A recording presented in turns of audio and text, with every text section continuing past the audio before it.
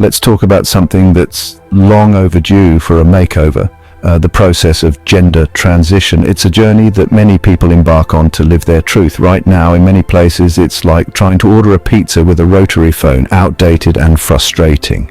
The bureaucracy is a maze of red tape and endless paperwork. For transgender individuals, transitioning is about aligning their physical selves with their gender identity. It's a crucial step towards living authentically. It's deeply personal, and the current system often makes it feel like jumping through hoops of fire while reciting Shakespeare backwards. The obstacles are numerous and often overwhelming.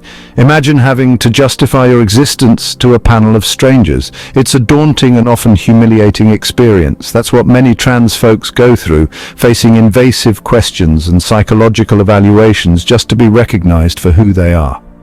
The process can be incredibly invasive and emotionally draining. It's dehumanizing, to say the least. The system strips away dignity and respect. The current system is like a bad joke, except it's not funny. It's a serious issue that affects real lives. It's time for a change, and that's where Labour's proposed reforms come in. These reforms aim to simplify the process and make it more humane. So, what exactly is Labour proposing? What are the key elements of their new plan? In a nutshell, they want to streamline the process and make it more dignified, ensuring that everyone is treated with respect and efficiency. Think of it like upgrading to online pizza delivery. Faster, easier, and less chance of getting your order wrong. It's about making the system more user-friendly and accessible. One of the key changes is introducing a system of self-identification, which is a significant step forward. This means trans individuals wouldn't need to jump through hoops and hurdles to have their gender legally recognized. The process would be simplified and more humane. They could simply declare it, just like changing your address on your driver's license. This would make the process straightforward and less invasive. Another major reform is removing the requirement for a mental health diagnosis, which has been a controversial and often criticized requirement because, newsflash, being transgender isn't a mental illness. This change would help destigmatize gender identity and promote acceptance. It's about time the law caught up with science. Modern understanding of gender should be reflected in our legal system. These are just some of the key changes Labour is proposing. They aim to create a more inclusive and fair society. But the million-dollar question is, will it actually make a difference? Will these changes bring about the social progress we need? For the transgender community, these reforms could be a game changer. Imagine being able to live your life authentically, without having to justify your existence at every turn. It could mean easier access to healthcare, less discrimination, and greater social acceptance.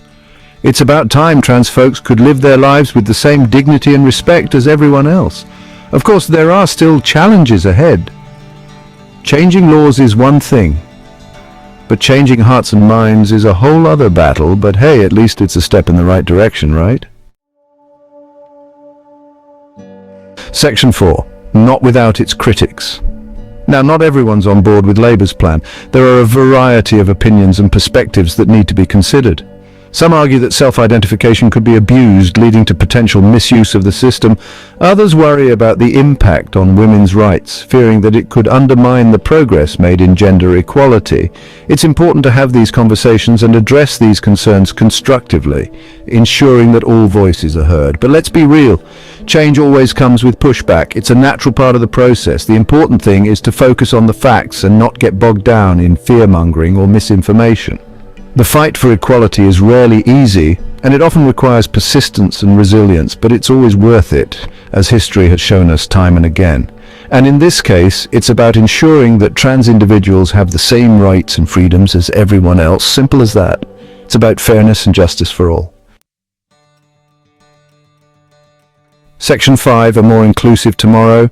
Labour's proposed reforms have the potential to create a more inclusive and equitable society for everyone.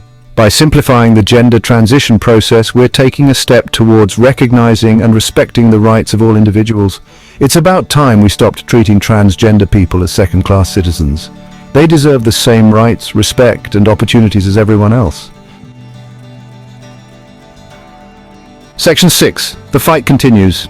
The fight for transgender rights is far from over, but Labour's proposed reforms offer a glimmer of hope. By continuing to challenge outdated laws and attitudes, we can create a more just and equitable world for all. So, let's keep the conversation going, educate ourselves and others, and fight for a future where everyone can live authentically and with dignity. Because at the end of the day, love is love, and everyone deserves to be treated with respect. Stay woke, people.